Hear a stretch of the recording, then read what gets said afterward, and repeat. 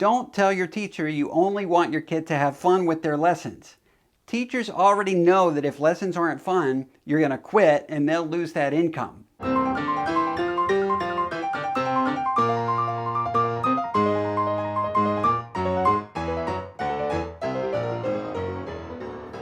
In last week's video, I talked about why piano lessons are so ineffective. What I'm going to do now is outline 10 do's and don'ts to keep in mind so you can tilt the scales in your favor when you're looking for a piano teacher. You might feel like writing these down, but you really don't have to, and I'll tell you why after I go through the list.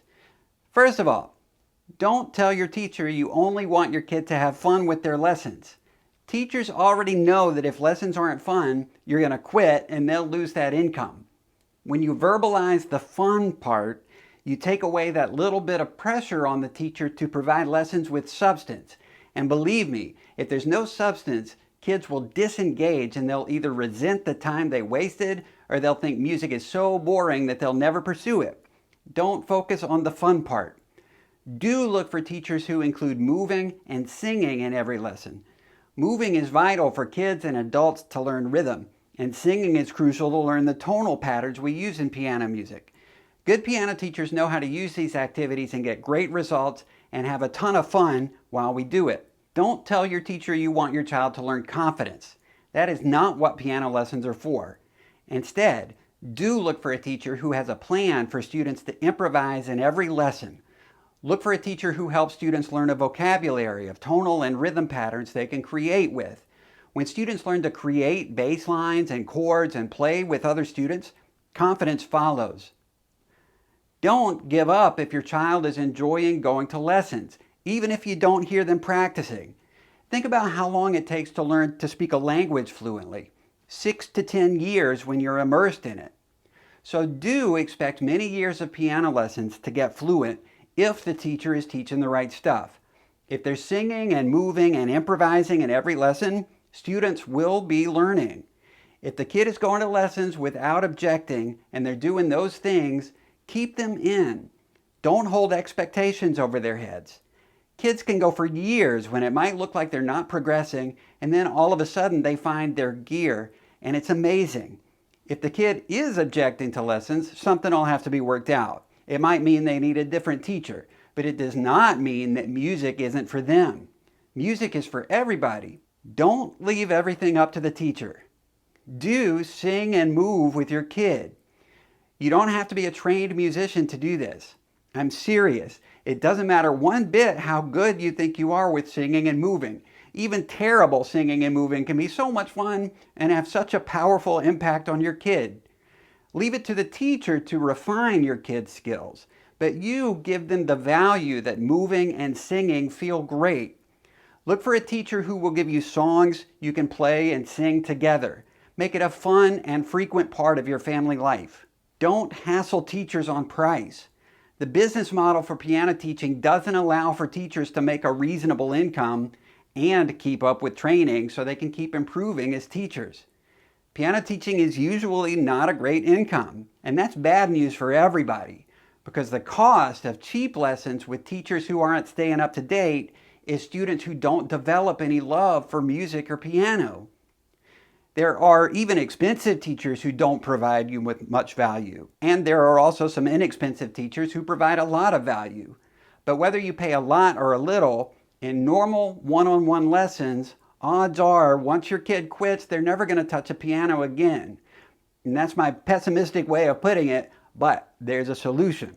Which leads me to my next do.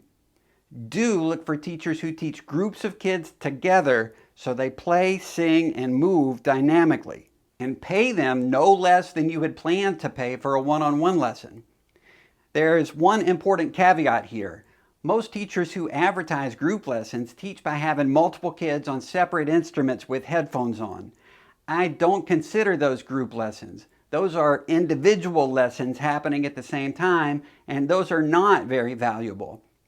I'm talking about interactive, dynamic lessons with a teacher who knows how to play students off of each other so they can use their powerful perception skills to learn what to do and not to do from listening to their friends.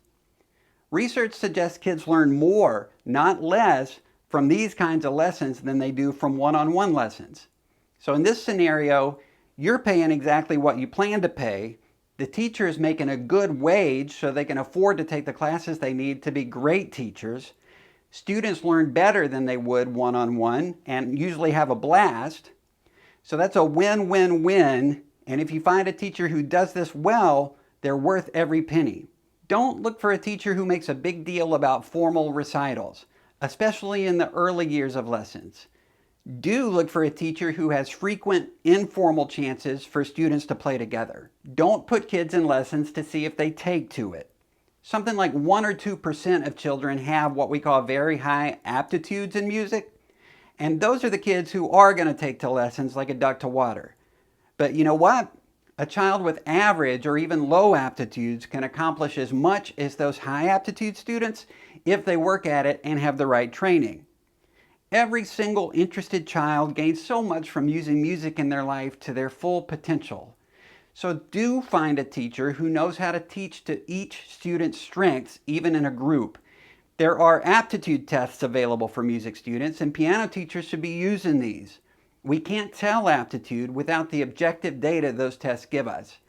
And knowing students' strengths and weaknesses is important for teachers so we can help you the best. Don't take kids to lessons just so they'll be exposed to good music. You can do that without a teacher. Do take kids to lessons where they're engaged in thinking musically through listening, singing, moving, and playing. Don't choose a teacher based on how well the teacher plays. Playing and teaching are different skills. Do choose a teacher by carefully checking what they know about how students learn, both in terms of how they think music and how they play music. Both areas have to be addressed. Don't be afraid to ask questions and participate. Do trust your gut and trust your kid.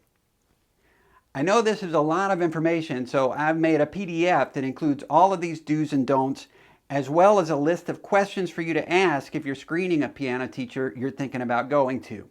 To get it, all you have to do is sign up on the webpage linked in the description. The PDF is absolutely free. It's based on all the information from this video, but maybe it'll be handy for you to be able to hold it when you're talking to teachers to remind you what to ask and to make notes. Yes, if you sign up for the question list, I'll also send occasional emails about my paid online courses. But of course, there's no obligation to buy, and you can easily unsubscribe if you don't want to get emails from me every once in a while. And of course, you'll still have your helpful question list, so there's no risk at all to sign up. I've got time blocked off for the next 2 months to produce some brand new content for my harmony course, and that'll be great news for people who use my course, but unfortunately it means I'm not going to have time to be posting my regular weekly content to this YouTube channel for a little while. Make sure you watch all the videos I've already posted, like this one I'm going to put up here in a few seconds. I have plans for the next videos in my Piano Hack series, so click subscribe and click the notification bell so you won't miss those when I get back here.